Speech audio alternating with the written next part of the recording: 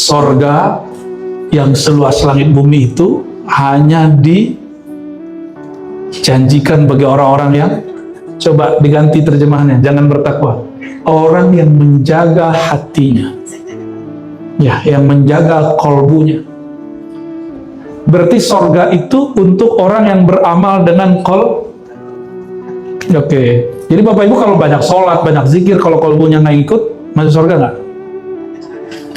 Maka ada ayat, celaka bagi orang yang sholat tapi nggak pakai kolbunya.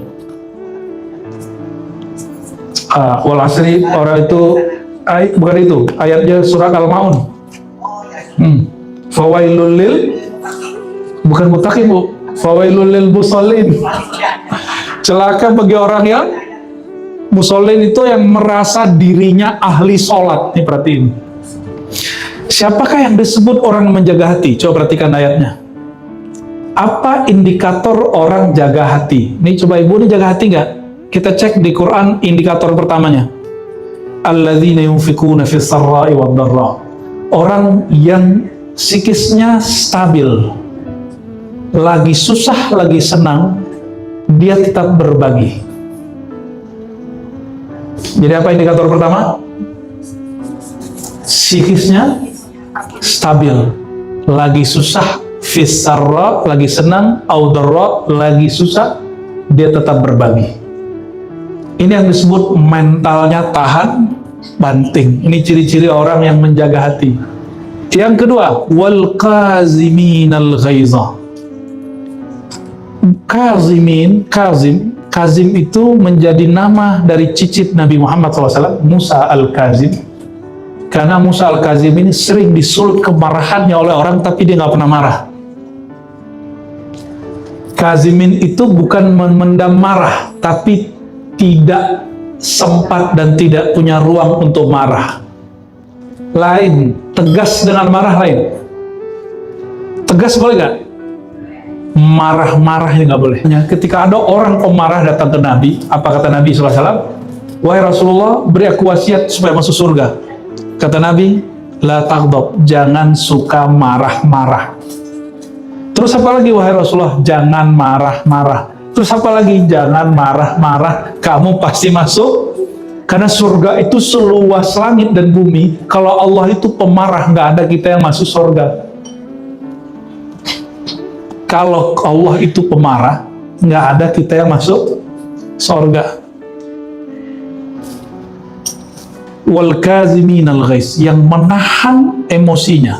Berarti ciri kedua, emosinya dapat dimanage dengan baik. Itu ciri-ciri orang menjaga qalbu. Yang ketiga apa? Wal afina 'anil nas, memaafkan manusia. Apa arti maaf? Maaf itu bahasa Arab. Bahasa kita besar jiwa, berbesar hati. Jadi ayat ini nyindir kita semua, bersegeralah kepada Allah dengan apa? Ila maghfiratin min rabbikum, kepada maafnya Tuhan. Maksudnya Bapak Ibu, kalau ada konflik apapun, ingat Allah aja pemaaf, pengampun. Masa kamu gak pemampun? Ada yang masih dendam gak sampai hari ini? Tapi ibu-ibu ini punya satu rahasia dalam diri yang disebut rahim. Rahim itu tempat kasih sayang Allah. Maka ibu-ibu ini lebih mau berkorban nyawanya daripada bapak-bapak kalau urusan anak. Benar nggak? Nah, saya nggak punya itu, Bu. Dan rahim itu ada agamanya nggak? Nggak ada. Rahim itu kasih sayang Allah dan dia universal. Dia nggak ada KTP-nya. Nggak ada KTP-nya nih. Ibu, rahimnya ada KTP-nya nggak, Bu? KTP rahim Islam, gitu ada nggak? Nah, itu yang disebut di dalam hadis Nabi, setiap kamu terlahir dalam keadaan fitrah. Nggak ada KTP-nya, nggak ada status agamanya, nggak ada, bersih. Lalu orang tuanya lah yang memberikan status kepadanya. Maksud saya Bapak Ibu, mulailah beragama, tidak lagi ikut-ikut bapak, orang tua. Mulailah bertuhan dengan pencarian diri sendiri, bukan ngikut-ngikut orang tua. Berani nggak? Udah tua belum? Sekarang udah merasa tua belum? Di dalam Islam, umur puncak itu 40. 40 harus menentukan agama sendiri. Udah Islam nih, misalnya udah Islam. Islamnya jangan hanya Islam tradisi, ngikut-ngikut orang kebanyakan, tapi Islam karena Bapak Ibu ngaji dan belajar sendiri, belajar cari guru. Udah begitu belum? Saya nanti kalau dalam ajaran kita, orang kalau meninggal itu sudah ada BPK pertama bertugas, langsung diaudit Bapak Ibu, diaudit, baru kemudian ditanya oleh malaikat. Malaikatnya namanya Munkar Nakir. Apa pertanyaan mereka? Ibu, nyembah Allahnya waktu susah apa senang? Dua-duanya. Insya Allah. Tapi biasanya bisa nangis kapan? Ya, benar ya. Jadi dekat ke Allah aja kalau susah ya. Benar. Dekat ke Allahnya pas lagi. Terus doa, ya Allah, aku mohon kedekatan kepadamu. Nanti dikasih susah mulu sama Allah tiap hari. Mau begitu? Makanya Allah mengatakan lewat lisan Nabi, orang yang makan minum bersyukur itu setara dengan orang yang berpuasa derajatnya. Pilih mana Ibu? Ini hari ini pada puasa nggak? Enggak, kemarin puasa. Ibu puasa, saya minum dengan mengatakan terima kasih wahai Tuhan yang beri aku minuman dan menyegarkan hidupku. Itu setara dengan orang yang nggak makan minum. Gimana? Pilih mana, makan atau minum?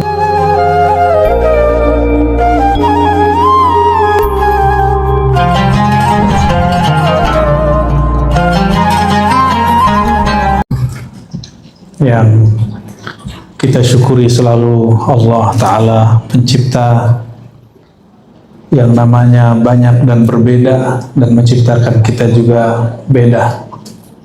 Beda-beda kan nih? Beda ya. Jangankan beda agama, sesama agama aja udah beda karakter. Ya, betul nggak? Jangankan beda agama, seagama aja beda faham itu lumayan seru. Apalagi beda agama. Tapi bisa lihat pengajian di sini unik. Ini kalau boleh disebut namanya pengajian rahmatan lil alamin. Jadi pengajian universal, ya. Insya Allah. Ini nama pengajiannya apa Bu? Belum ada. Kasih nama Majelis Rahmatan lil Alamin. Apa nama majelisnya? Iya Pak Syamsuddin ya. Majelis apa? Rahmatan lil Alamin itu kasih sayang universal. Kasih sayang universal. Bahasa Arabnya rahmatan lil alamin. Dan juga yang sangat kita cintai, Nabi besar agung, penghulu para nabi, Nabi Muhammad SAW. Yang saya hormati Ibu Nyoman Adi, depannya aja saya sebut ya Bu ya, takut salah nyebut nama belakangnya. Ibu Daniel, Ibu Selamat ya, nggak pakai tobing Bu, nggak apa-apa ya. Dan pengurus sebelumnya Ibu Agus, Ibu Ahsanul, nah, kali ini pakai nul itu alif lam, mesti disebut belakangnya.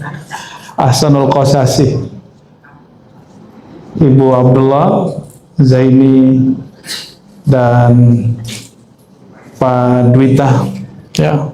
Ternyata orang Jogja ternyata ya.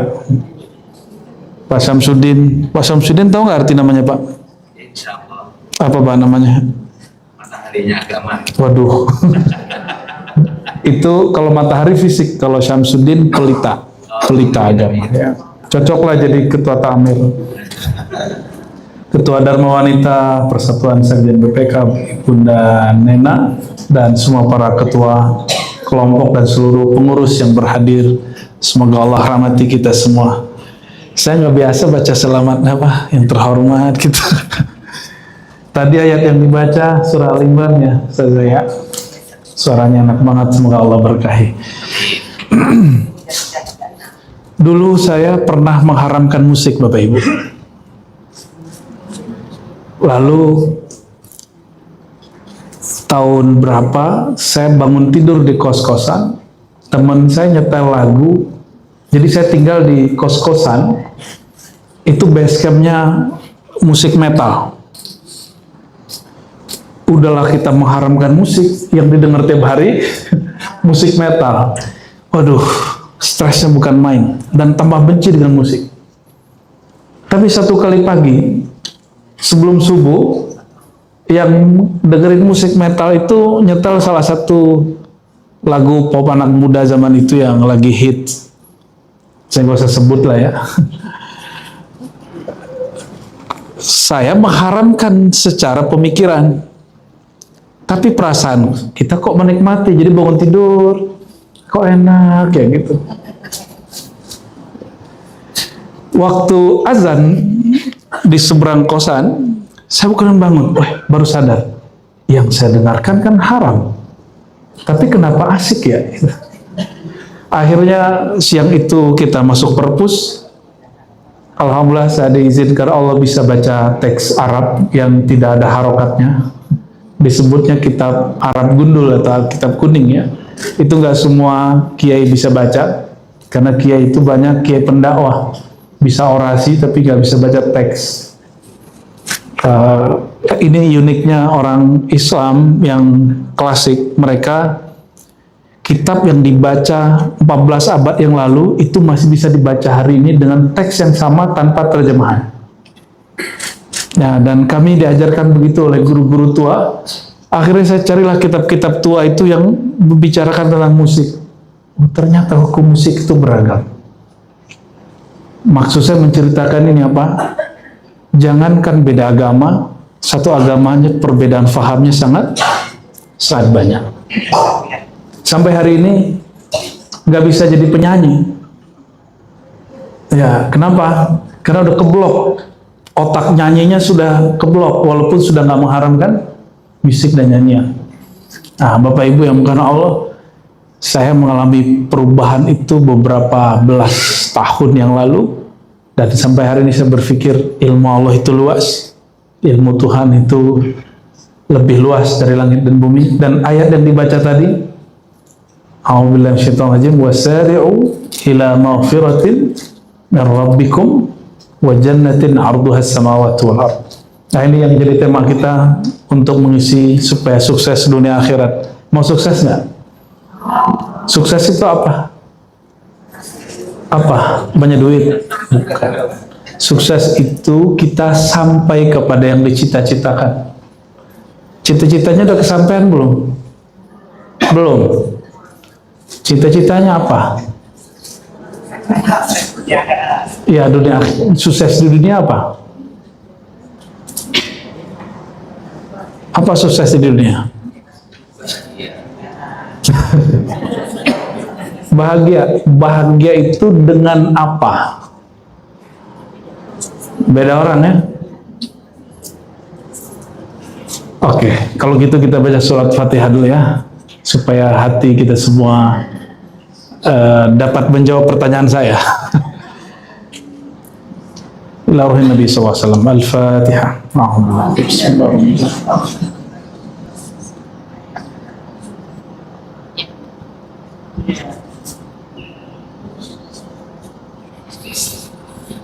Semoga Allah membuka hati kita berkat surat Al-Fatihah yang berarti surat pembuka. Kalau di dalam sholat, orang sholat gak baca Fatihah, sholatnya sah gak? Kenapa? Karena Fatihah itu pembuka dialog dengan Allah. Allah itu sebutan Tuhan dalam bahasa Arab. Saya punya kawan, dia lama di Arab, dia seorang pimpinan gereja di Marseille, Prancis. Dan bahasa Arabnya lebih fasih dari saya. Karena dia 9 tahun di Mesir, dan dia menyebut Tuhan itu Allah, bukan Allah.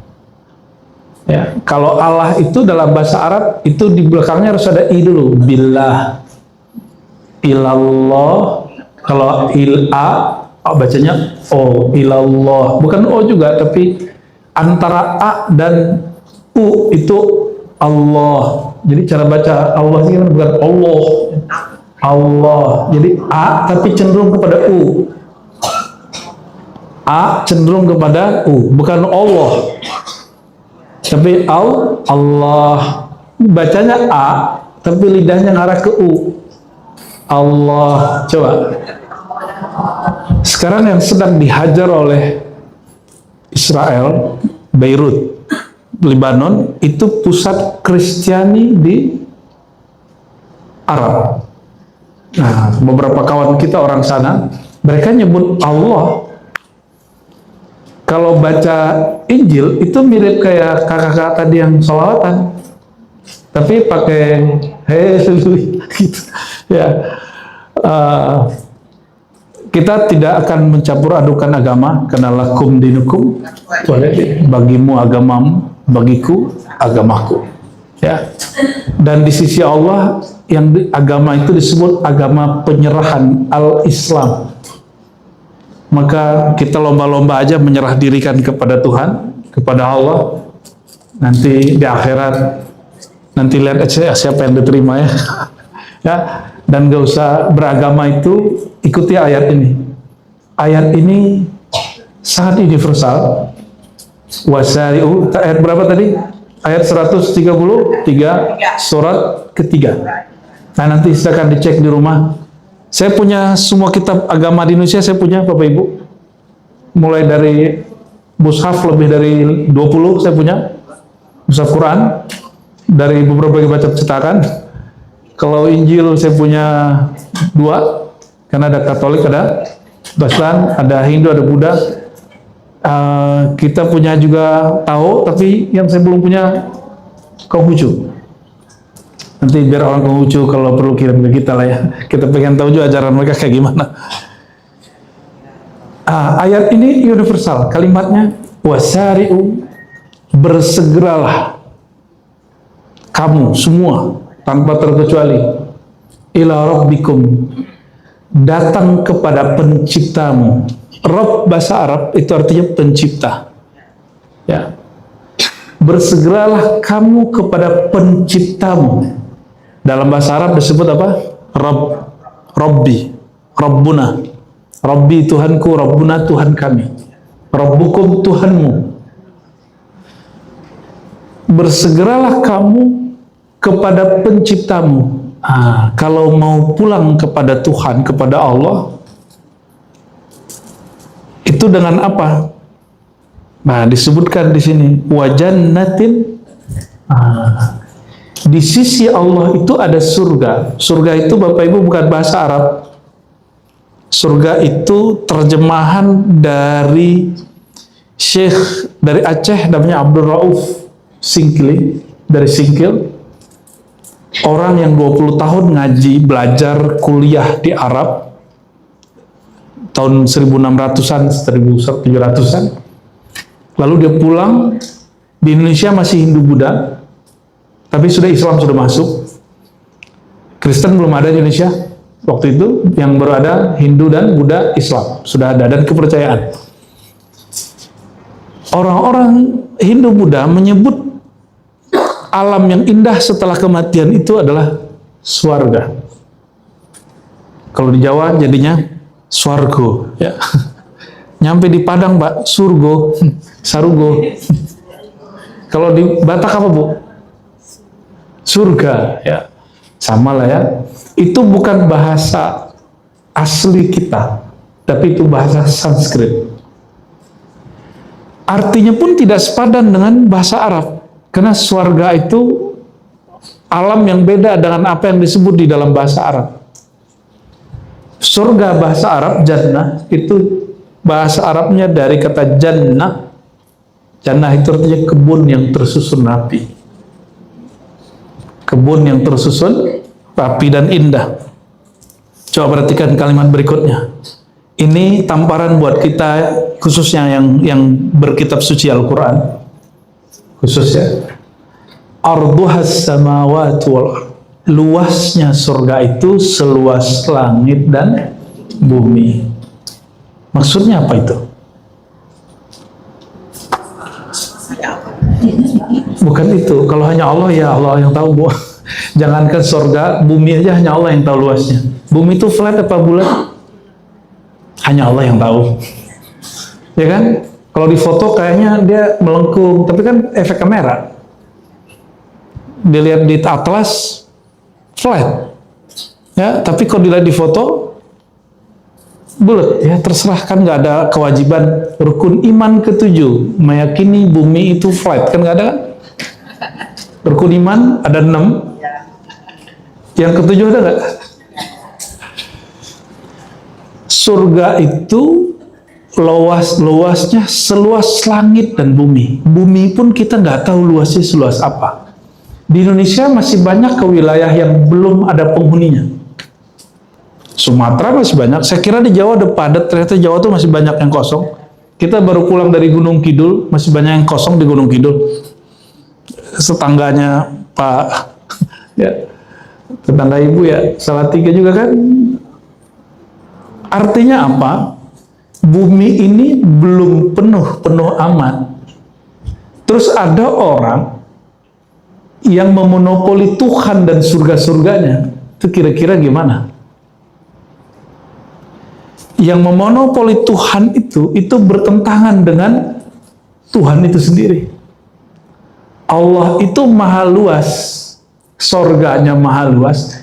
Luasnya surganya Allah seluas langit bumi, luasnya ampunan Allah seluas dirinya. Ada yang tahu seluas apa Allah itu? Allah itu pengampun. Apa arti pengampun? Pengampun.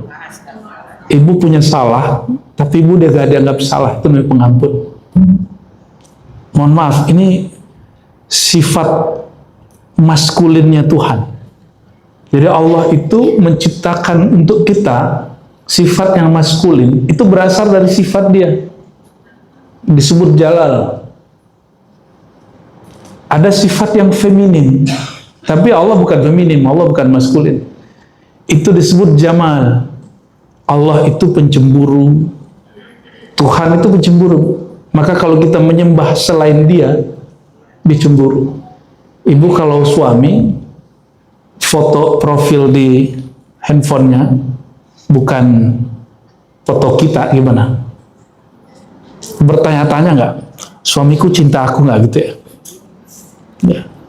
Buat foto apa namanya, wallpaper ya. Tapi kok nggak muncul-muncul nih foto kita ini? Ya, jangan-jangan dia nggak cinta-cinta amat sama aku. Atau dia majang pasang foto selain ibu yang lain, gimana? Gimana? Oh, bisa pecah itu handphonenya. Maksud saya apa? Itu sifat ibu tahu datangnya dari mana? Ibu yang menciptakan? Bukan, itu Allah, Tuhan yang menciptakan dalam diri kita. Di diri saya juga ada itu. Jangankan gitu, Bapak pernah nggak Pak ngelirik cewek lain depan ibu? Iya, ngelirik cewek lain depan ibu. Nggak berani. Yakin nggak berani. Iya, cantik itu objektif Pak. Cantik itu objektif, cinta subjektif. Sepakat? Kalau cinta, maka semua yang dilihat cantik. Tapi kalau cantik itu sendiri, dia objektif. Indah itu apapun agamanya, orang sepakat bahwa Pulau Bali itu, Ubud dengan semuanya indah nggak? Benar nggak? Puncak Cibodas yang masih asri itu, yang dekat Gunung Gede, indah nggak? Apa ditanya dulu, kamu agamanya apa? Yang bilang indah itu. Enggak ditanya kan? Ditanya dulu nggak? Pulau Seribu yang masih ada apa, yang pantainya masih oke, masih bagus, masih perawan, lautnya juga masih bagus. Kalau kita apa namanya, snorkeling apa namanya, masih oke. Itu perlu nanya dulu nggak, kamu agamanya apa? Yang mau menikmati, kan nggak perlu. Atau yang kedua, kalau ada orang kena musibah, nanya dulu nggak agamanya apa? Kita mau bantu orang, nanya dulu nggak agamanya apa? Gimana Bu? Serius? Bener?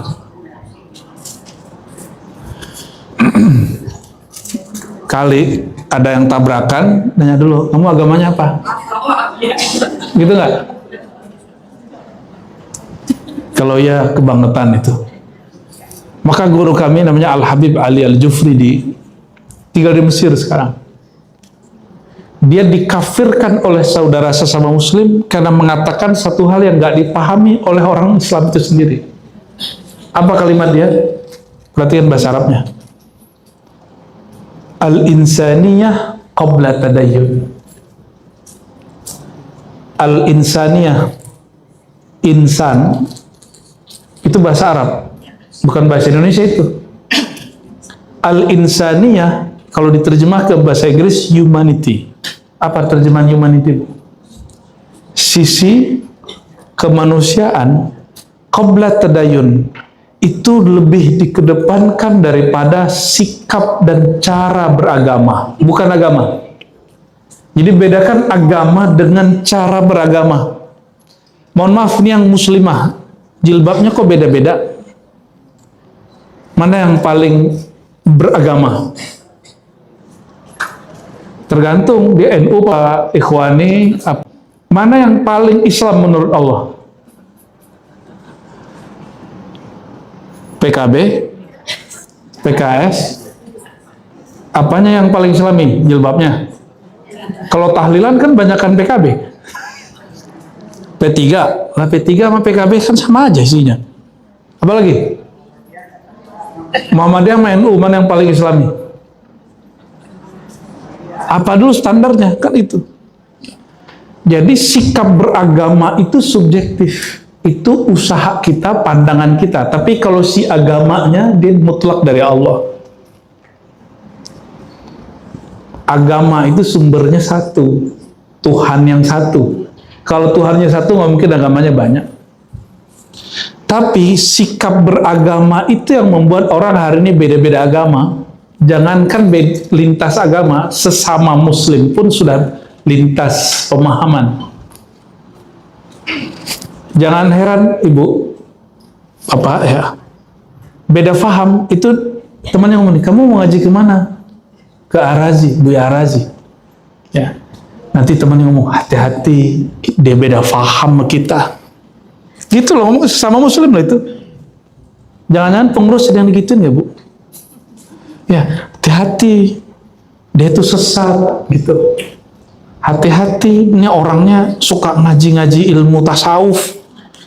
Hati-hati, hati-hati. Jadi suka kecurigaannya tinggi.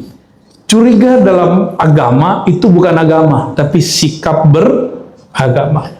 Agama itu suci, sikap beragama tidak suci. Ini perhatikan.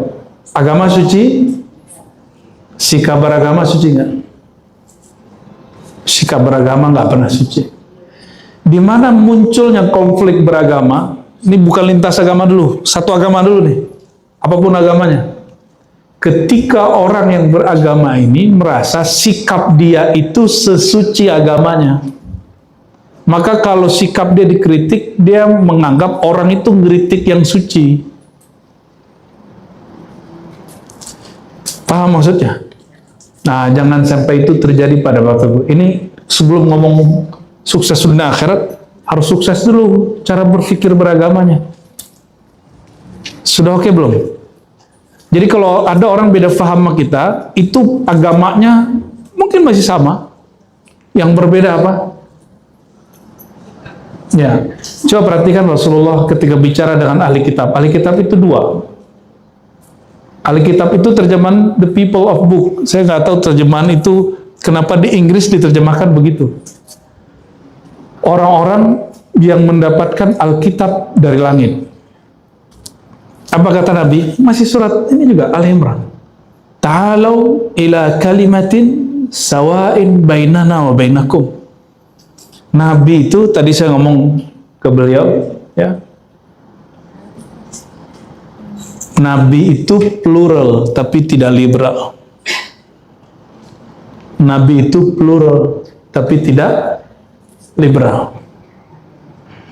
Apa makna plural? Menerima perbedaan dan menawarkan perbedaan itu tetap utuh. Apa kata beliau kepada mereka ahli kitab Yahudi Nasrani? Ta'alau ila kalimatin sawa. Ayo kita kembali kepada satu kalimat yang kita sama. Apa itu? Hanya menyembah satu Tuhan. Ya, saya banyak juga ngobrol dengan pendeta. Bagi mereka Tuhan itu satu. Tuhan itu satu. Saya ngomong juga sama teman-teman dari Bali. Saya tanya, Tuhan kamu banyak nggak? Enggak, cuma satu. Ya. Jadi Wisnu, siapa lagi? Siwa, itu bukan dua sosok. Itu bagi mereka satu zat. Cuma nggak tahu di mana interpretasinya berkembang, lalu orang meyakini itu beberapa sosok. Kalau di dalam Islam, itu kurang banyak kalau cuma 3. Dalam Islam itu ada 99 nama di hadis. Ada yang menyebutkan 120. Di Quran lebih dari 2000 nama Allah. Dan nama itu mirip-mirip kayak Siwa, Wisnu gitu. Cuma bukan sosok yang beda. Dengan nama Allah yang Maha Pengasih, Maha Penyayang. Yang penyayang itu siapa? Allah. Yang pengasih? Tapi sayang dengan kasih lain. Bismillahirrahmanirrahim. Rahman itu sayang. Sayangnya universal. Semua makhluk diberi. Di dunia. Kalau rahim khusus di akhirat. Kepada orang yang percaya kepada dia. Yang baik-baik yang disebutkan di ayat ini. Ya.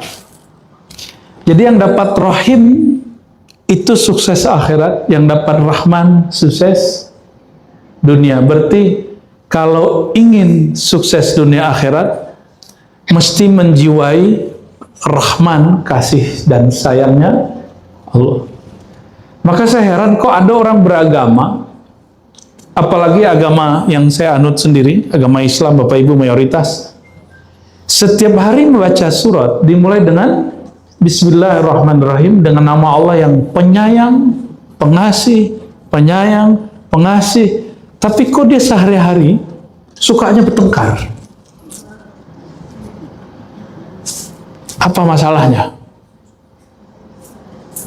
Benar nggak Bu? Orang Islam paling senang hari ini konflik? Karena mayoritas di Indonesia orang Islam yang konflik pasti orang. Kalau di Amerika yang konflik siapa? Orang Kristen. Di Jerman Protestan. Yang konflik di Jerman itu siapa? Ya, yang konflik di Rusia orang komunis, sesama komunis. Yang konflik di Cina sesama komunis. Jadi jangan ngomong gini. No, lihat no, ya. Yang korupsi di Indonesia siapa? Muslim. Ya. Yang maksiat di Indonesia siapa? Muslim. Yang dibarbar siapa? Muslim. Nggak begitu logikanya. Ya. Nggak begitu logikanya. Bedakan orang beragama dengan agama itu. Orang Islam dengan Islam beda. Islam di sisi Allah. Kalau orang Islam belum tentu di sisi Allah. Loh kok beda? Orang Islam di Arab hidungnya mancung apa pesek? Lagi-lagi Bu, orang Islam di Arab hidungnya mancung apa pesek? Oke? Berarti orang Islam itu bukan satu ras, toh? Bahwa Islam itu bukan kemudian kita ngomong ini, oh kita ini kalau Islam pasti dizolimi, nggak begitu, ya? Itu baper namanya. Nah, ayat ini orang itu nggak masuk. Coba kembali ke ayat. Wasari'u ila maghfiratin. Bersegeralah kamu kepada ampunan Allah. Jadi Allah itu sedang mempertontonkan dirinya yang pemaaf. Kenapa orang yang beragama hari ini suka ngancem? Ibu kalau masuk ke masjid hari ini atau pengajian sering diancem atau sering dihibur? Bukan, dihibur dengan ampunan Allah atau dihibur dengan kata-kata, itu beda loh ya. Kalau ingat Allah itu ingatnya ancaman neraka atau ingatnya diampuni? Sejak kapan? Ya, dulu waktu disuruh sholat sama orang tua gimana kalau nggak sholat? Bos lo kamu, ntar masuk neraka lo, begitu nggak? Jadi kita itu sholat bukan karena sadar ingin mendekat kepada Allah, tapi karena diancam. Betul nggak? Jadi kesannya kalau beragama itu tegang. Betul gitu? Mulai sadar nggak ibu kalau bangunin anak pagi-pagi sholat gimana? Sholat nah, kalau dia nggak mau, neraka kamu gitu ya. Ya, untung udah nggak begitu ya. Ya, setelah ngaji di sini nggak boleh begitu lagi ngomongnya. Allah itu menyebut dirinya Rahman Rahim, pengasih penyayang lebih sering daripada dia maha mengancam. Coba baca bismillah, ada nggak bismillahil muntaqim? Ada nggak? Yang ada bismillahir, kalau nyembelih bismillahi Allahu Akbar. Nggak ada kalimat dengan nama Allah yang maha nyiksa gitu, nggak ada. Dengan nama Allah yang maha membalas hamba-hamba yang jahat. Ada nggak Pak Samsudin? Kan namanya pelita agama. Adakah ayat-ayat yang bukan dengan nama Allah yang maha pendendam? Ada nggak? Terus kenapa orang yang mengaku bertuhan kepada Allah terus dia pendendam, tidak menebar kasih sayang? Maka orang Islam itu belum tentu Islami. Jadi kalau ada orang ganggu kita, orang Islam, belum tentu dia mengganggu Islamnya. Maaf nih Pak Samsudin kan Muslim nih. Kalau saya memindahkan atau menghina Pak Samsudin, itu menghina Islam apa menghina Pak Samsudin? Sedua-duanya. Gawat ini. Bawat ini. Sejak kapan Pak Samsudin mewakili Islam? Maka saya tadi nanya, partai yang 5 itu, mana yang betul-betul mewakili Islam? Sehingga jika dia menang, yang menang itu Islam. Susah itu. Atau memang tidak ada partai yang mewakili Islam? Itu hanya partai yang mewakili orang-orang Islam. Jadi kalau saya singgung Pak Samsudin nih, Pak Samsudin ini kurang ajar, misalnya ini Pak ya, itu saya menghina orang Islam atau menghina Islam? Orang. Ya. Tapi kalau saya menghina sholatnya, apalah sholat, nah itu baru. Tapi kalau saya menghina cara sholatnya itu boleh. Kalau saya guru, kamu nih sholat kok kayak ayam gitu ya. Guru boleh, supaya mendidik murid supaya dia naik. Yang dihinanya bukan Islamnya, tapi yang dihina itu perilaku buruknya. Tapi insya Allah guru-guru kita tidak mau menghina. Ya. Jadi ayat ini nyindir kita semua, bersegeralah kepada Allah dengan apa? Ila maghfiratim min rabbikum, kepada maafnya Tuhan. Maksudnya Bapak Ibu, kalau ada konflik apapun, ingat Allah aja pemaaf, pengampun. Masa kamu gak pemampun? Ada yang masih dendam gak sampai hari ini? Halo? Bener, coba ingat orang yang paling nyebelin. Ingat coba 1, 2, 3. Udah kebayang? Jangan-jangan wajah saya lagi. Oke, sekarang ingat 1, 2, 3 wajah orang yang pernah nyakitin hati Bapak Ibu, yang bikin patah hati dulu. Ada nggak? Oh, mulai ada. Mulai ada Pak Samsudin. Ya. Kalau kita selalu ingat orang yang nyakitin hati, bisa tidur nggak? Makan nggak bisa, tidur nggak? Lalu Allah ciptakan yang namanya lupa, benar nggak? Karena Bapak Ibu lupa, akhirnya bisa tertidur dan bisa move on sampai hari ini. Tapi kalau di sekolah lupa, gimana? Kalau kerja lupa, ternyata lupa itu tidak selalu jelek, tapi ada jeleknya. Kalau Bapak Ibu lupa sama istri, sama suami sendiri.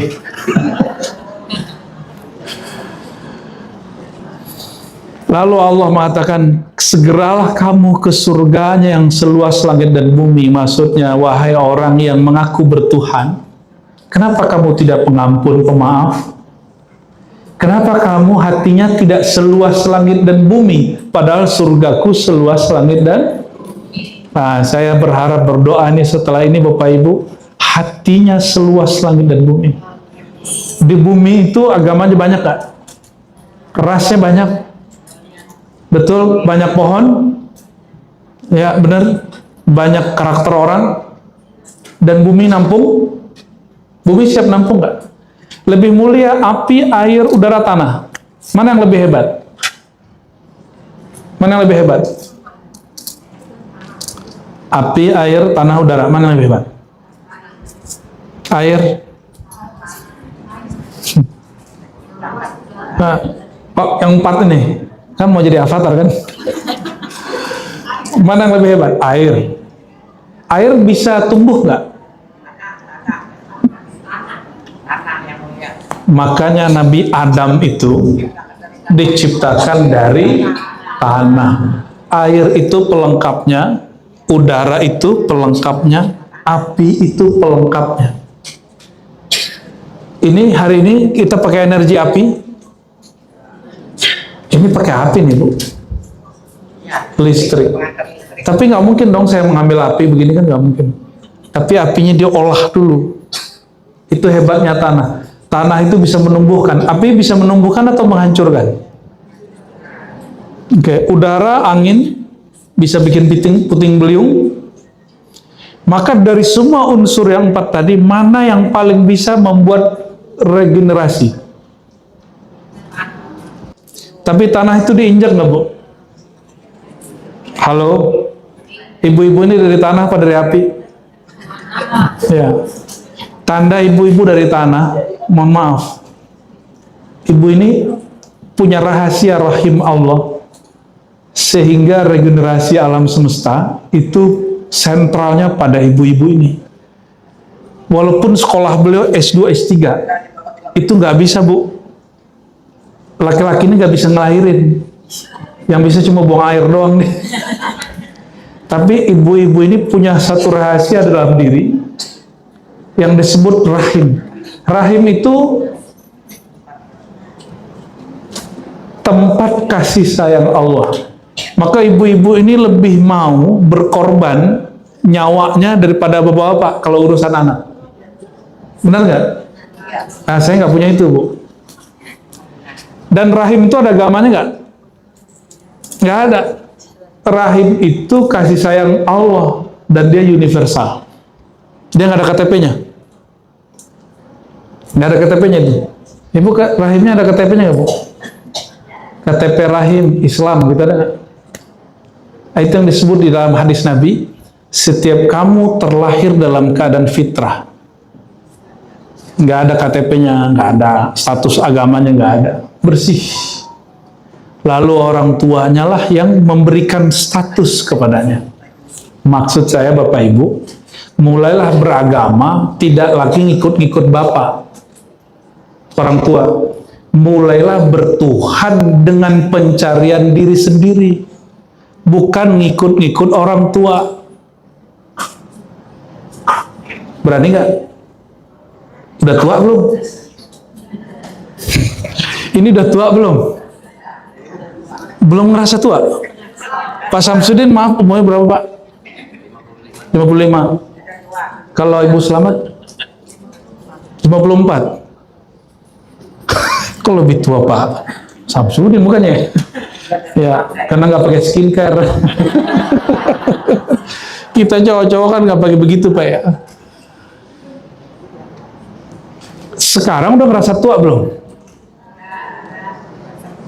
Di dalam Islam, umur puncak itu 40. 40 harus menentukan agama sendiri. Udah Islam nih, misalnya udah Islam. Islamnya jangan hanya Islam tradisi, ngikut-ngikut orang kebanyakan, tapi Islam karena Bapak Ibu ngaji dan belajar sendiri, belajar cari guru. Udah begitu belum?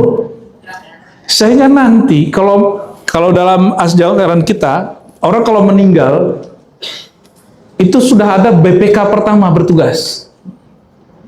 Langsung diaudit Bapak Ibu. Diaudit, baru kemudian ditanya oleh malaikat. Malaikatnya namanya Munkar Nakir. Apa pertanyaan mereka? Siapa Tuhanmu? Mau jawab begini, Tuhanku yang disembah sama babe, gitu nggak? Gitu nggak? Oh, itu dicubit nanti sama malaikat tuh. Bahkan gergetan tuh malaikat. Oh, saya nyembah Tuhan yang disembah oleh mama, gitu nggak? Udah nggak boleh gitu. Mesti menentukan Tuhannya siapa. Bukan Tuhan yang disembah orang tua kita ikut-ikutan. Tapi asbab kita ngaji, belajar, Bapak Ibu, Tuhan yang disembah orang tua itu siapa? Pelajarin itu siapa. Bener nggak dia Tuhan beneran? Atau Tuhan-Tuhanan? Kalau di filsafat, nah kebetulan saya di filsafat juga Bapak Ibu. Tuhan itu ada Tuhan yang murni. Ada Tuhan yang dicipta, yang diimajinasi. Kita ini menyembah Tuhan yang kita imajinasikan atau menyembah Tuhan yang memang dia murni sebagai Tuhan? Gimana yang benar? Ini tinggal cek. Halo Bapak Ibu. Nyembah Allahnya waktu susah apa senang? Dua-duanya. Insya Allah. Tapi biasanya bisa nangis kapan? Ya, benar ya. Jadi dekat ke Allahnya kalau susah ya. Benar. Dekat ke Allahnya pas lagi. Terus doa, ya Allah, aku mohon kedekatan kepadamu. Nanti dikasih susah mulu sama Allah tiap hari. Mau begitu? Makanya Allah mengatakan lewat lisan Nabi, orang yang makan minum bersyukur itu setara dengan orang yang berpuasa derajatnya. Pilih mana Ibu? Ini hari ini pada puasa nggak? Enggak, kemarin puasa. Ibu puasa, saya minum dengan mengatakan terima kasih wahai Tuhan yang memberi aku minuman dan menyegarkan hidupku. Itu setara dengan orang yang nggak makan minum. Gimana? Pilih mana, makan apa minum? Pilih nggak makan apa pilih makan? Pilih makan ya? Oh, pantesan menggendut dan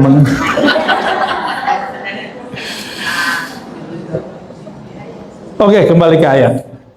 Sorga Allah seluas langit dan bumi. Bumi Allah itu memuat semua agama, semua mazhab, semua aliran.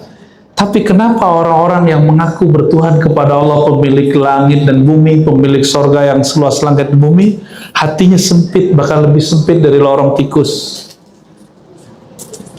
Ini yang jadi pertanyaan saya sudah lama. Kok semakin beragama, dia semakin sempit? Kita ini sesat, nggak perlu setan, Bu. Maka bulan puasa masih ada maksiat nggak? Padahal setannya lagi dibelenggu. Setan itu mengalir di pembuluh darah. Setiap kali orang puasa, maka setannya langsung keikat. Jadi di mana setan mengalir? Dan setan itu dua jenis. Ada dari klan jin, ada dari klan manusia. Hati-hati punya teman, jangan sampai temannya teman setan. Apa sifat setan? Kebalikan dari sifat orang yang sukses di akhirat. Di ayat ini disebutkan uiddat lil muttaqin. Sorga yang seluas langit bumi itu disediakan, dijanjikan untuk orang yang muttaqin. Muttaqin bahasa Arab artinya orang yang menjaga hatinya. Ya. Kalau terjemahan Kementerian Agama, orang yang bertakwa. Anak-anak hari ini mengira takwa itu pakaian, baju takwa hari Jumat. Ibu-ibu lagi pakai baju takwa ya? Enggak. Itu bukan baju takwa. Takwa itu di kolbu. Apa kata Nabi? At-taqwa hahuna. Takwa itu di dalam kolbumu. Di dalam hatimu. Apa arti takwa? Menjaga pandangan Allah kepada kita, itu takwa. Ini pada pernah sekolah semua kan? Kalau guru kita di sekolah lagi merhatiin kita, semuanya pada menampilkan kebaikan nggak? Ya, bener ya? Tapi perasaannya tegang dan takut. Betul? Sekarang Bapak Ibu dari jauh diintip dilihat oleh orang yang Ibu suka. Kikuk juga nggak? Tapi seneng. Seneng? Senengnya beda nggak dengan seneng diperhatiin guru? Kalau sama guru rasanya takut, kalau sama ini rasanya berbunga-bunga. Beragama itu juga begitu. Kalau kepada yang ditakuti, ini orang akan merasa hidupnya tegang. Nah, kebanyakan orang beragama dengan psikologi seperti ini. Apapun agamanya sama. Psikologinya diancam, diperhatiin, bakal diaudit, kan BPK kan kerjanya ngaudit kan? Ya. Jadi Tuhan akan mengaudit, malaikat akan mengaudit, ancamannya begitu. Tapi ada jalur lain kalau kita beragama itu, jalur cinta. Mohon maaf Ibu, Ibu ini belanjanya sama suami, kalau suami sudah cinta ngitung-ngitung nggak suami? Sama suami ya. Mohon maaf. Kita lagi di resto sama suami. Kita mau makan apa aja terserah kan kata suami. Di samping Ibu ada perempuan, istri tetangga. Oke, siapa? Istri? Dia ditraktir sama suami. Misal. Itu suami mikir-mikir loh. Jangan sampai mesen yang mahal-mahal. Ya. Karena aku belum siap menafkahimu. Karena belum ada rasa cinta kepada dia. Tapi kalau sudah ada rasa cinta, ngitung nggak? Ibu mau nggak dihisap nanti, nggak diaudit BPK akhirat? Mau? Kalau BPK dunia hanya mengaudit, kalau ini lembaga-lembaga negara ya, kalau BPK akhirat, semua orang yang tinggal di dunia akan diaudit. Apapun jabatannya. Suami, istri, anak, diaudit semua. Mau nggak diaudit nggak? Mau. Gimana caranya? Seperti ibu sama suami. Itu hubungannya apa? Cinta atau transaksi? Kontrak. Maka beda kan kawin kontrak sama kawin beneran? Kan kontrak kan istrinya ini narif. Sebulan aku nafkahi sekian ya gitu. Ya kan? Tapi kalau ibu menikah tanpa batas dalam Islam, menikah itu nggak boleh menyebutkan waktu. Ya, nggak boleh nyebutin waktu. Tapi juga nggak boleh kemudian mengatakan kita pasangan abadi, nggak boleh juga. Kenapa? Ada orang yang dulu cinta-cintaan, nangis-nangisan, peluk-pelukan, lama-lama benci-bencian. Dan itu nggak mungkin dipersatukan lagi. Jalan keluar dia cerai. Kalau dibiarkan bersama justru membahayakan mereka dan anak-anaknya. Itu bedanya. Nah, ayat ini mengatakan uiddat lil muttaqin. Sorga yang seluas langit bumi itu hanya dijanjikan bagi orang-orang yang, coba diganti terjemahannya, jangan bertakwa. Orang yang menjaga hatinya. Ya, yang menjaga kolbunya. Berarti sorga itu untuk orang yang beramal dengan Oke. Jadi Bapak Ibu kalau banyak sholat, banyak zikir, kalau kolbunya nggak ikut, masuk sorga nggak? Maka ada ayat, celaka bagi orang yang sholat tapi nggak pakai kolbunya. Wal asri, orang itu, bukan itu, ayatnya surat Al-Ma'un. Fawailul lil, bukan mutakin Bu, fawailul lil musallin. Celaka bagi orang yang musallin, itu yang merasa dirinya ahli sholat. Nih perhatiin, Ibu pada sholat tadi pagi, tapi lupakan, anggap kita nggak sholat. Karena kalau kita merasa diri kita sholat, kita akan mandang orang, itu orangnya najis. Nggak sholat tuh orang munafik tuh. Dan ciri-ciri orang yang diterima amalannya, dia beramal dan tidak merasa beramal. Ciri-ciri orang ditolak amalannya, ditolak kerjanya oleh Allah, karyanya Allah ditolak, dia kerjanya sedikit tapi ingin diperhatikan dan dianggap berjasa. Saya yakin di sini juga sama. Ya, ciri-ciri orang paling berprestasi di negara ini, di lembaga ini, orang yang banyak karya dan dia tidak merasa jumawa, tapi dia merasa ini kerja bersama. Benar nggak? Itu pasti disenangi semua orang. Mohon maaf Ibu pengurus, ciptakan mazhab keluarga. Jadi kita semuanya berkeluarga. Ini keturunan Nabi Adam apa keturunan kera? Berarti bapak kita satu? Bapak kita satu? Tapi biasanya orang kalau saudara itu sering tengkar. Anak sering tengkar nggak? Rebutan-rebutan. Kenapa orang berebut, bertengkar? Karena ada kepentingan yang clash. Dia punya kepentingan yang sama dan ingin memiliki di saat yang sama. Ya, toleransinya kurang. Kenapa orang beragama clash? Karena ingin memonopoli kebenaran di waktu yang sama. Ini jangan sampai di BBK Bapak Ibu, masjidnya menjadi kaku. Masjidnya mesti menjadi Masjid Rahman Rahim. Maka majelisnya tadi dikasih nama, ya, Majelis Rahmatan Lil. Sepakat nggak? Insya Allah itu nama yang sangat bagus sekali.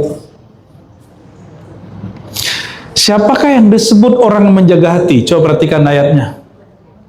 Apa indikator orang jaga hati? Ini coba Ibu, ini jaga hati nggak? Kita cek di Quran indikator pertamanya. Alladzina yunfikuna fis sarra'i wad dharra. Orang yang psikisnya stabil. Lagi susah, lagi senang, dia tetap berbagi. Jadi apa indikator pertama? Psikisnya stabil, lagi susah, fissarra, lagi senang, audarra, lagi susah, dia tetap berbagi. Ini yang disebut mentalnya tahan banting. Ini ciri-ciri orang yang menjaga hati. Mohon maaf, jadi pengurus sering diprotes orang nggak? Ya, jangan baper. Mana Bu Ketua? Bu Ketua sekarang siapa? Ya, Ibu diprotes nggak Bu? Atau dikomentari nggak? Ibu nggak baper ya. Kalau baper pasti berhenti dari ketua. Ya. Psikolog itu Bapak Ibu, dia nerima cuma curhatan orang, tapi dia bingung mau curhat sama siapa. Maka psikolog kalau nggak bertuhan, dia nggak punya ruang dalam dirinya untuk dialog dengan Allah. Nah, Ibu Ketua ini harus punya ruang di kolbunya dialog dengan Allah lewat sholat. Jadi kalau ada apa event sholat 2 rakaat, ya. Coba Ibu kalau sholat kepalanya di atas, lagi sujud tuh di atas apa di bawah? Sujud itu kepala setara dengan telapak kaki. Maksudnya apa? Kalau kita sudah khidmat, maka siap-siap kepala kita dikakiin orang, dan kita nggak boleh baper. Oke, lanjut. Jadi ciri pertamanya apa? Indikator orang kolbunya terjaga, psikologinya, psikisnya stabil, lagi susah atau senang, lagi bahagia ataupun lagi gabut, nggak moody. Ya, jangan moody, jangan mut-mutan. Yang kedua, wal qaziminal ghaiza. Kazim itu menjadi nama dari cicit Nabi Muhammad SAW, Musa Al-Kazim. Karena Musa Al-Kazim ini sering disulut kemarahannya oleh orang, tapi dia nggak pernah marah. Kazimin itu bukan memendam marah, tapi tidak sempat dan tidak punya ruang untuk marah. Lain, tegas dengan marah lain. Tegas boleh nggak? marah-marah ini nggak boleh. Ya, Bapak Ibu kalau marah apa yang terjadi di badan? Darah dari jantung itu dia kemudian memompa cepat sekali ke kepala. Kalau ada bakat darah tinggi itu bisa pingsan dan bisa stroke. Gimana? Di rumah suka debat nggak sama pasangan? Itu darahnya cepat naik. Saya khawatir nanti ada penyumbatan atau pecah pembuluh darahnya. Oleh karenanya, ketika ada orang pemarah datang ke Nabi, apa kata Nabi SAW? Wahai Rasulullah, beri aku wasiat supaya masuk surga. Kata Nabi, la taghdab, jangan suka marah-marah. Terus apa lagi wahai Rasulullah? Jangan marah-marah. Terus apa lagi? Jangan marah-marah, kamu pasti masuk. Karena surga itu seluas langit dan bumi. Kalau Allah itu pemarah, nggak ada kita yang masuk surga. Kalau Allah itu pemarah, nggak ada kita yang masuk surga. Wal kaziminal ghaiz, yang menahan emosinya. Berarti ciri kedua, emosinya dapat dimanage dengan baik. Itu ciri-ciri orang menjaga qalbu. Yang ketiga apa? Wal afina anin nas, memaafkan manusia. Apa arti maaf? Maaf itu bahasa Arab. Bahasa kita besar jiwa, berbesar hati. Orang kalau hatinya besar, sebesar gunung, kalau ada orang ingin merusak gunung pakai paku, gunungnya rusak nggak? Kalau ada orang ingin menghina gunung dengan ngambil kotoran terus dilempar, itu gunungnya terhina nggak? Hati ibu seluas apa hari ini? Setinggi apa? Ada setinggi gunung? Apa setinggi plafon? Apa sebesar pelita matahari Syamsuddin? Gimana Pak? Coba matahari itu pagi dipuji, siang dimaki. Sore apa Bu? Ibu kalau ketemu matahari sore gimana? Ya, masih panas nih gitu, pakai skincare gitu. Kalau malam dirindui. Tapi matahari pernah nggak kesel sama kita? Ya, walaupun dia dimaki-maki siang hari, dia besok pagi masih terbit lagi. Nah, itu yang disebut afina anin nas. Dia tetap berbuat baik dan memaafkan orang. Jadi memaafkan itu beda dengan minta maaf. Loh, perhatikan. Ini agak kenceng saya ngomongnya.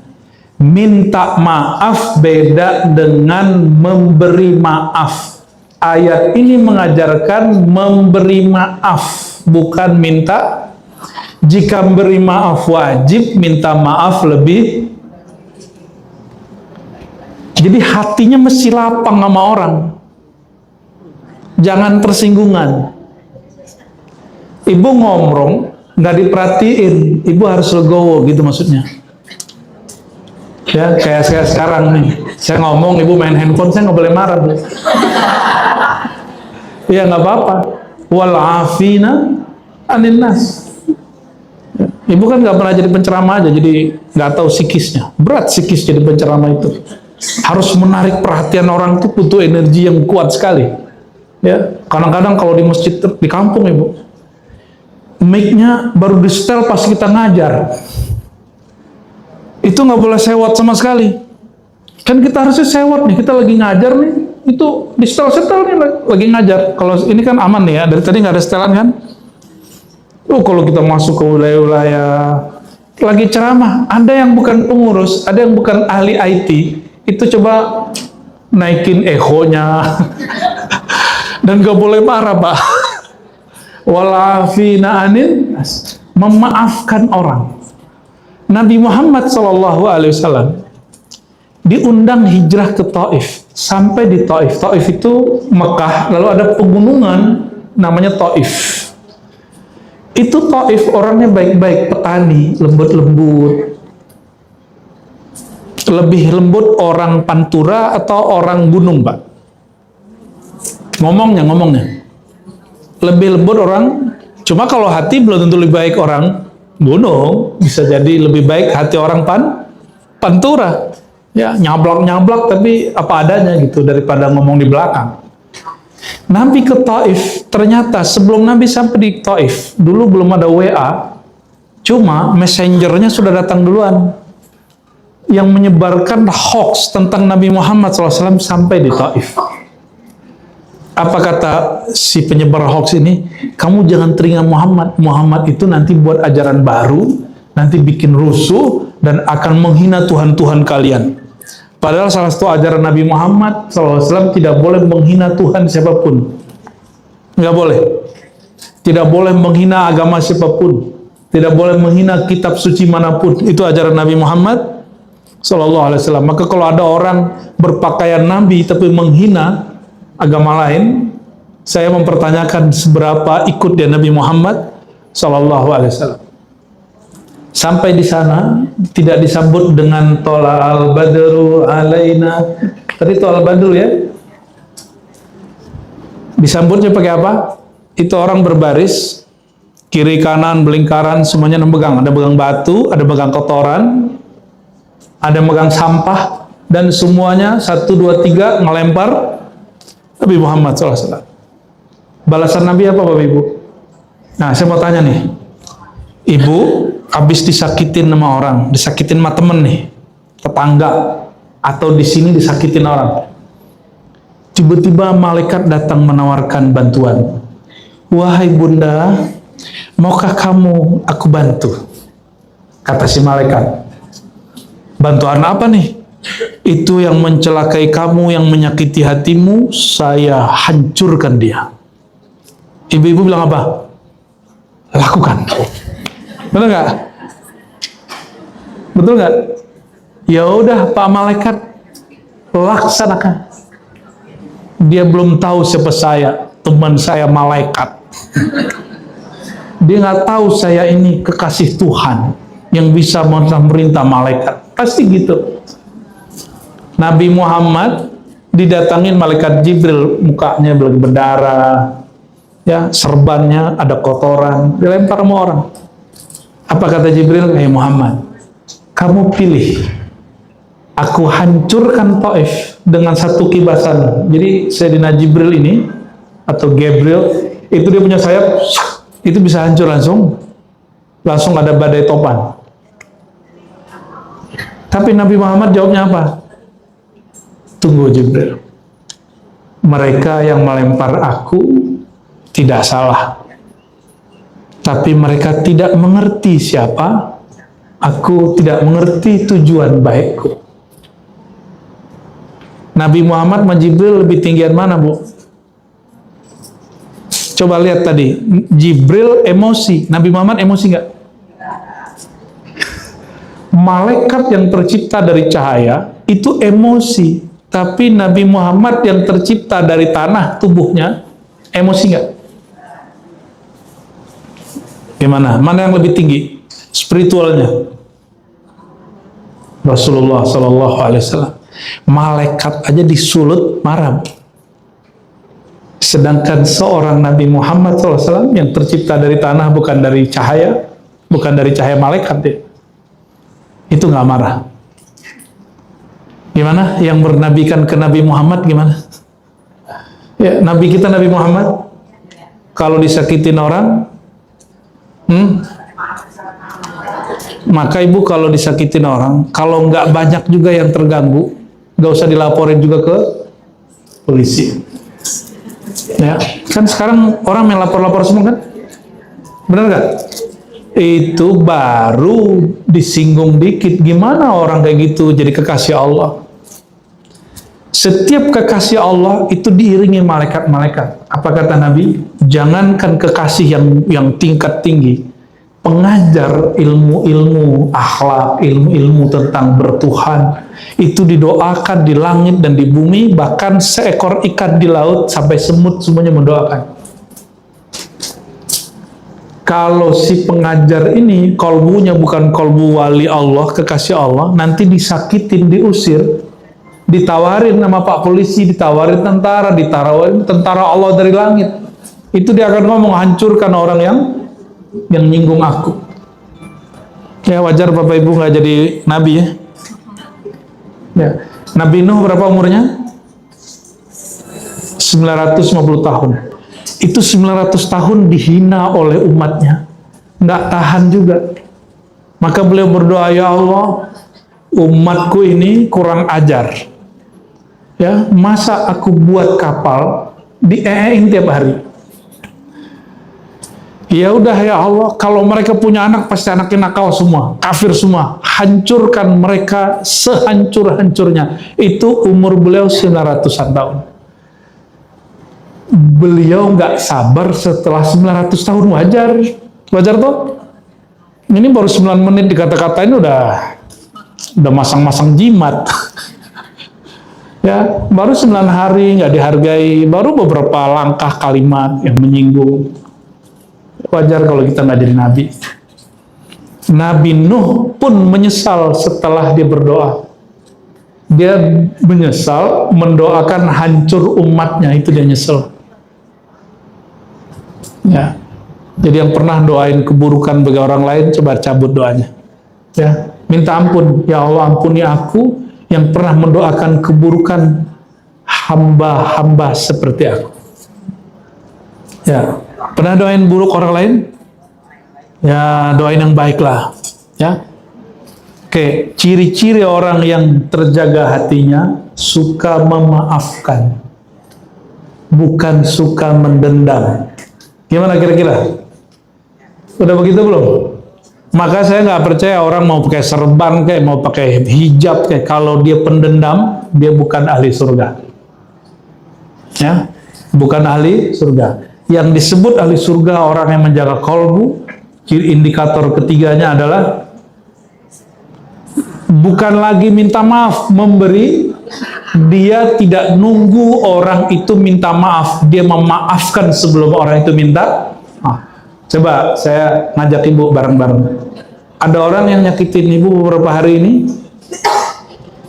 Ada orang yang zolimin kita beberapa waktu ini? Ada. Sudah oke? Atau setahun 2 tahun ini ada? Ada kak? Ada. Ada nggak bu? Ibu yang duduk? Ada. Betul ada. Pengen masuk surga nggak? Ingin masuk surga nggak? Ini pertanyaan kontan cash. Dan saya tanggung jawab dengan akhirat. Ini pertanyaan, kalau ibu bisa menjawab, ibu pasti ahli surga. Ya, pasti ahli surga. Karena ayatnya sudah, ayat ini garansinya. Itu dia. Oke. Gimana? Siap? Coba ikutin ya. Ibu apapun pangkatnya, sekolahnya, coba tanggalkan sebentar. Coba 1, 2, 3 pejabatannya. 1, 2, 3. Bismillah. Sudah? Ingat wajah orang yang nyakitin kita. Sudah? 1. Lebih dari 1 ya 2. Oke, santai, relax. Ingat wajah orang yang kurang ngajar sama kita. Ingat wajah orang yang tidak menghargai kita. Bahkan ingat wajah orang terdekat yang mungkin menyakiti kita beberapa kali. Sudah ingat semua? Katakan iya atau tidak. Sudah? Iya. Coba katakan iya. Masih ingat wajahnya? Oke, ikuti dengan nama Allah. Atau yang beragama lain sebut dengan nama Tuhan. Dengan nama Allah yang Maha Pengasih, Maha Penyayang. Ya Allah, dengan kasih sayang-Mu yang lebih luas dari langit dan bumi, dengan sifat pengampun-Mu yang lebih luas dari langit dan bumi, luaskanlah hati kami, luaskanlah piciknya pikiran kami, hapuslah nama orang-orang yang pernah menyakiti kami, yang pernah menzolimi kami, yang pernah kurang ajar dengan kami, dan maafkan mereka ya Allah, dan maafkan juga kami ya Allah. Ikuti ya Allah. Al-Fatihah.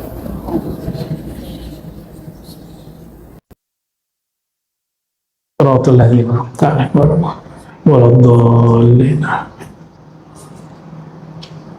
Coba sekarang ingat wajahnya tapi matanya dibuka. Masih ada kesel nggak? Kalau masih ada berarti masih ada nodanya. Ulang lagi cara begitu nanti di rumah. Ulang lagi. Dan caranya memang matanya harus dipejam biar konsentrasi. Dan wajib menyebut dengan nama. Dengan nama siapa? Kenapa? Yang maha luas kasih sayangnya Allah. Maka kita malu yang maha luas sayangnya disakiti tiap hari, dia kasih rezeki tiap hari, tapi orang durhaka kepadanya tiap hari, dia tetap memberi. Ya, itu kalau saya teruskan Bapak Ibu dengan sholawat, dengan zikir itu nangis semua. Cuma karena ini bukan lagi training, bukan lagi motivasi, ini cuma hadiah dari kami untuk memanage wal'afina anin nas supaya dapat satu sifat ahli surga. Dan lakukan ini sampai mati. Nah, hadis terakhir yang saya baca sebelum selesai. Satu kali Nabi Muhammad SAW mengatakan kepada sahabat, "Nuh, itu orang wajabat lahul jannah, min ahlil jannah, dia pasti masuk surga." Maka sahabat-sahabat Nabi kemudian penasaran apa amalan dia. Ibnu Umar nginep 3 hari di situ dan dia tidak menyaksikan orang ini banyak sholat, banyak zikir, banyak sedekah, enggak. Pas dicek tidak ada amalan sama sekali. Kenapa? Amalannya tidak zahir. Maka disebut muttaqin, orang yang menjaga hati. Amalannya ada di hati. Ternyata amalan kalau di hati masuk surganya lebih cepat dari kalau amalannya pakai zahir. Karena kalau pakai hati dia tidak akan riya cari perhatian makhluk, dia hanya mencari perhatian Allah yang Maha Mencipta. Akhirnya Ibnu Umar langsung labrak dia dan nanya, "Wahai Tuan, mohon maaf jika aku kepo. 3 hari ini aku penasaran, kata Rasulullah engkau ahli surga. Aku kira engkau banyak sholat, banyak zikir, banyak sedekah. Ternyata amalanmu sangat pas-pasan sekali. Kira-kira apa yang membuat kamu disebut Rasulullah SAW ahli surga?" Apa jawaban dia? "Wahai saudaraku, aku tidak banyak amal. Cuma jika aku hendak tidur, siapapun yang terbayang di pikiranku, di hatiku, zalim, menyakiti, musuh, itu semua aku hapus." Jadi amalan tadi bukan amalan saya, itu amalan ahli surga yang namanya sampai hari ini sudah tertulis di surga. Dan siapapun yang mengamalkan ini, sebelum tidur, saya pastikan bangun tidurnya seger. Pernah tertidur lagi patah hati, bangun tidurnya pasti sakit-sakit badannya. Ya. Atau habis nonton film yang menyedihkan, tertidur, bangun tidur pasti badannya pegel-pegel, Bu. Jadi usahakan sebelum tidur netralkan semua pikiran dan katakan, "Ya Allah, aku tidak banyak sholat, tidak banyak zakat, tidak banyak beramal, bahkan mungkin ke pasanganku kurang berbakti, ke anakku kurang baik, ke tetangga kurang baik. Tapi ya Allah, aku ingin membuang semua kebencian di hati." Itu aja. Dan ibu tidur tanpa ada kebencian di hati. Bisa tidur malam hari ini dengan cara begitu? Pengen jadi ahli surga? Lakukan. Saya yakin yang pertama kedua nggak ada yang sanggup. Tapi yang ketiga ini masa nggak sanggup? Modalnya nggak pakai duit. Kalau yang pertama, dia berbagi susah atau senang. Yang kedua, emosinya dapat dia manage. Ya, ini kayaknya Bapak Ibu, ini pemarah semua ini wajahnya ya. Ya, baperan orang. Nggak sanggup yang satu kedua, minimal yang ketiga. Ya, ibu boleh pemarah, ngamuk-ngamuk, kemalaki, nggak apa-apa. Tapi nanti memaafkan dia lebih dulu dari dia memaafkan kita. Jadi kalau nanti dia minta maafin, dia jawab, "Sebelum kamu minta maaf, aku sudah maafkan." Enggak ya, benar. Ya, ini ayatnya masih panjang tapi saya rasa cukup. Kita loncat ke ayat 136-nya. Apa kata Allah? Mereka-mereka yang indikator tadi ada, minimal 3 itu. Ulaika, bagi mereka balasan di sisi Allah ampunan dan surga. Berarti garansi nggak? Garansi? Disebutkan nggak di situ jumlah sholatnya? Nggak disebutin. Bukan berarti saya bilang ibu-ibu nggak usah sholat, bukan. Ya, sholat itu kebutuhan diri. Bersedekah itu kebutuhan tabungan Bapak Ibu. Kalau ingin aman tabungannya, berbagi. Jika ingin aman dirinya, sholat. Jika ingin jiwanya tenang, ingat Allah. Jika ingin tumbuh rasa cintanya, bersolawat kepada sang Nabi. Tapi kalau ingin bahagia, jangan menyimpan apapun kebencian di hati. Ya, tegas boleh, galak boleh, ketus emosi, ya dimaklumilah. Tapi yang satu ini harga mati. Ini harga mati. Ya, insya Allah besok pagi bangunnya lebih seger. Insya Allah. Bagi saya itulah sukses dunia akhirat.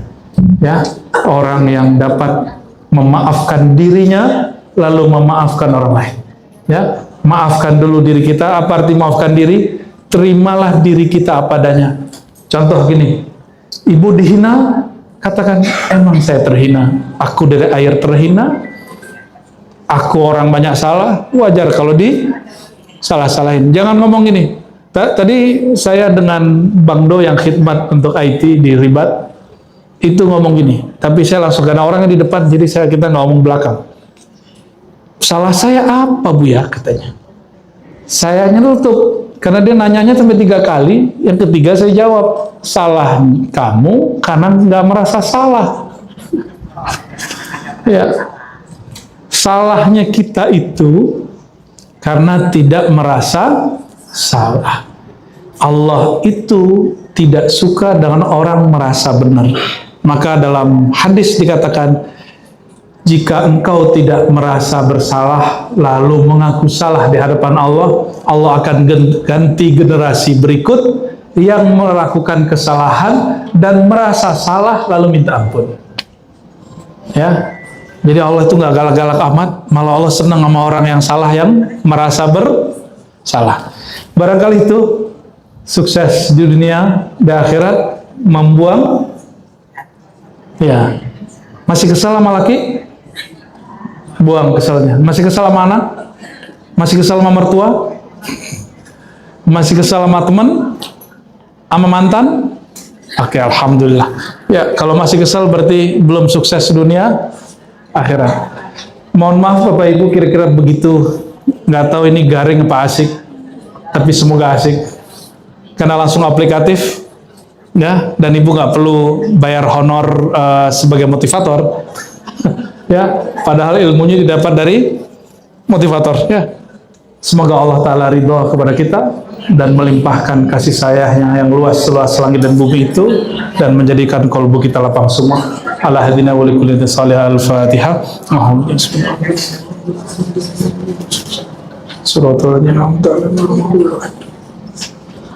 Barangkali itu dari kami, mohon maaf salah kurangnya, dan kalau ibu ada salah, saya sudah maafkan lebih dahulu. Assalamualaikum warahmatullahi wabarakatuh.